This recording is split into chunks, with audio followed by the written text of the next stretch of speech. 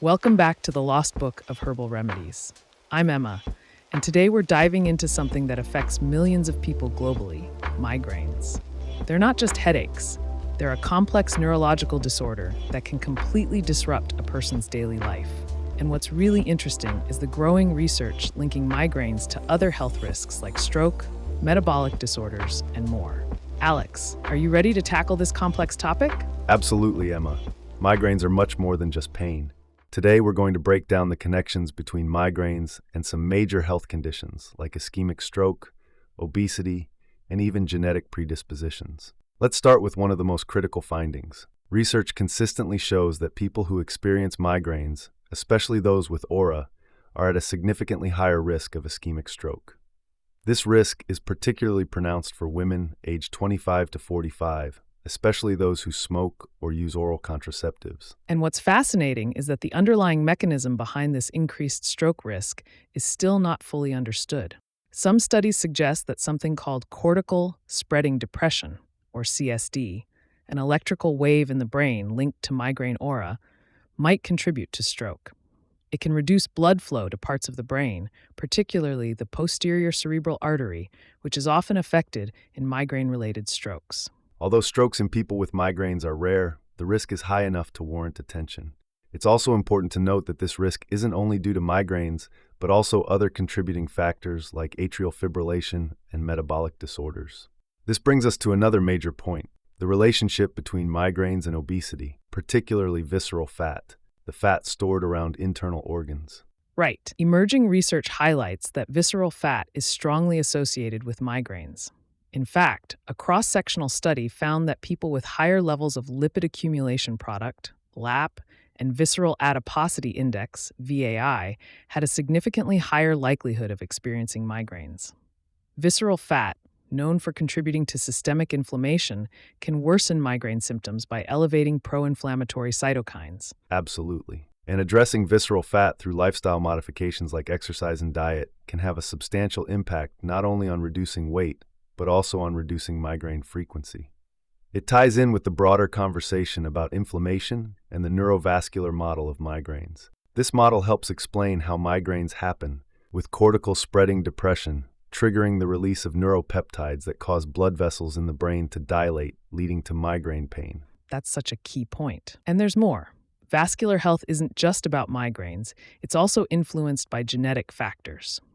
Take, for example, a condition like cerebral autosomal dominant arteriopathy with subcortical infarcts and leukoencephalopathy, CADASIL, a genetic disorder that affects the brain's blood vessels.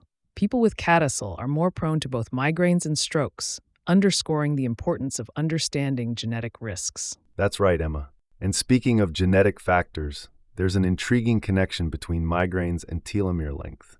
Telomeres are the protective caps at the ends of chromosomes, and they shorten with age and due to oxidative stress. A study found that people with shorter telomeres, particularly those aged 20 to 50, are at a higher risk of migraines. This suggests that oxidative stress may play a role in accelerating telomere shortening, contributing to migraine risk. That's fascinating. And what's particularly interesting is that this link between telomere length and migraines was not found in people over 50. It suggests that telomere shortening might be more relevant to younger adults when it comes to migraine risk.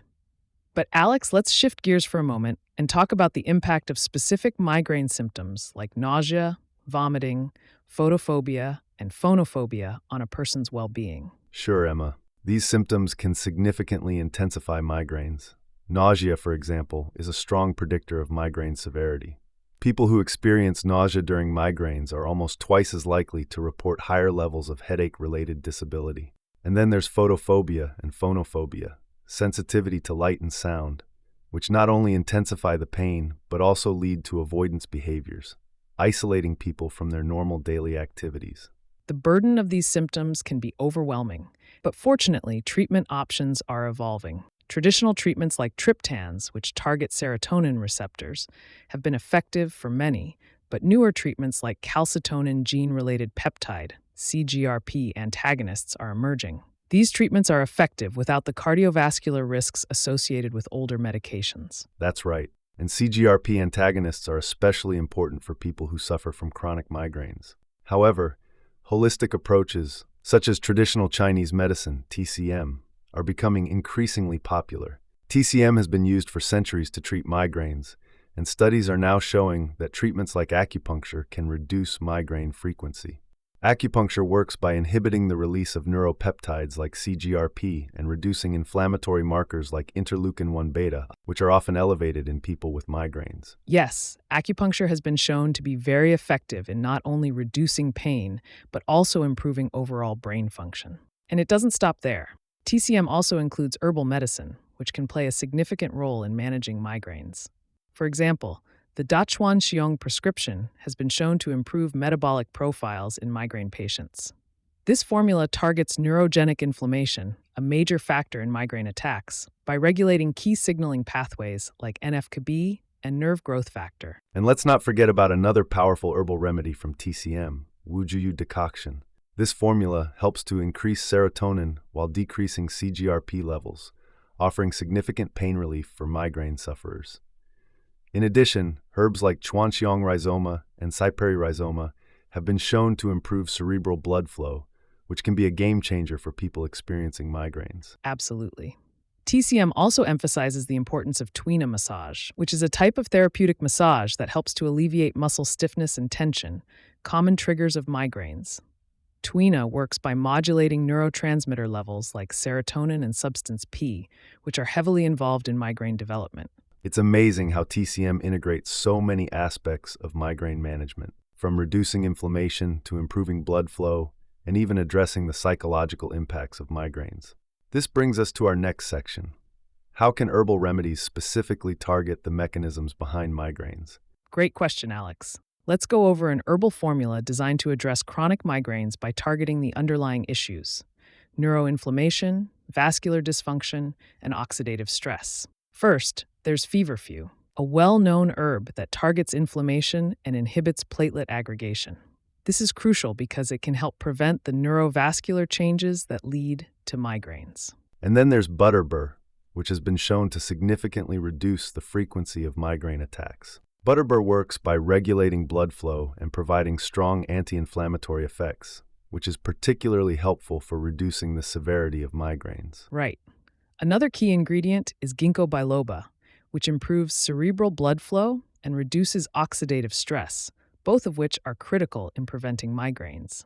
Ginkgo's antioxidant properties can also protect telomere length, another factor linked to migraine risk. Exactly. Magnolia bark is another important herb in this formula. It helps manage stress by modulating cortisol levels, which can trigger stress-induced migraines. Magnolia bark also has anti-inflammatory properties, adding another layer of defense against migraine symptoms. And when it comes to relieving nausea and vomiting, ginger is the go-to herb. It not only helps with gastrointestinal symptoms, but also offers its own anti-inflammatory benefits, making it a powerful component in migraine management. Don't forget peppermint, which has a cooling effect that can soothe the pain of migraines and reduce nausea. Applying peppermint oil topically has been shown to relieve headache pain, making it a great addition to this formula. And then there's saffron, which has both antidepressant and anti-inflammatory properties. This is especially useful because migraines often come with both physical and emotional challenges. Saffron helps address both aspects. Definitely. Turmeric is another key player with its active compound curcumin providing potent anti-inflammatory effects. Curcumin helps modulate pro-inflammatory cytokines, potentially preventing migraines from progressing. And to tackle the pain aspect directly, willow bark, similar to aspirin, works as a natural pain reliever. Plus, omega-3 fatty acids from sources like flaxseed or fish oil bring powerful anti-inflammatory benefits that can help reduce both migraine frequency and cardiovascular risk. Finally, we have some supportive components like coenzyme Q10 and riboflavin, vitamin B2, which address mitochondrial dysfunction, a factor in migraine development. Improving mitochondrial energy metabolism can help reduce the frequency of migraine attacks. And ashwagandha, which reduces stress and has antioxidant properties, can support overall migraine management. This formula truly covers all aspects of migraine treatment, from inflammation and blood flow to oxidative stress and stress management. It's comprehensive, but as always, we recommend consulting with a healthcare provider before starting any herbal regimen. These herbs are powerful, but they can interact with medications or have side effects, so it's important to approach this carefully. Absolutely, Alex.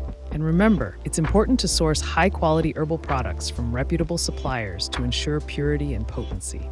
So to wrap up, we've covered how migraines connect with stroke risk, obesity, and genetics, explored new treatments like CGRP antagonists and traditional Chinese medicine, and dove into a comprehensive herbal remedy for managing chronic migraines. For more details on everything we've discussed today, check out the full article on herbalbloom.org. Thanks for joining us on the Lost Book of Herbal Remedies. Remember, with the right tools and knowledge, you can take control of your migraine management. Until next time, stay informed and healthy. Take care, everyone.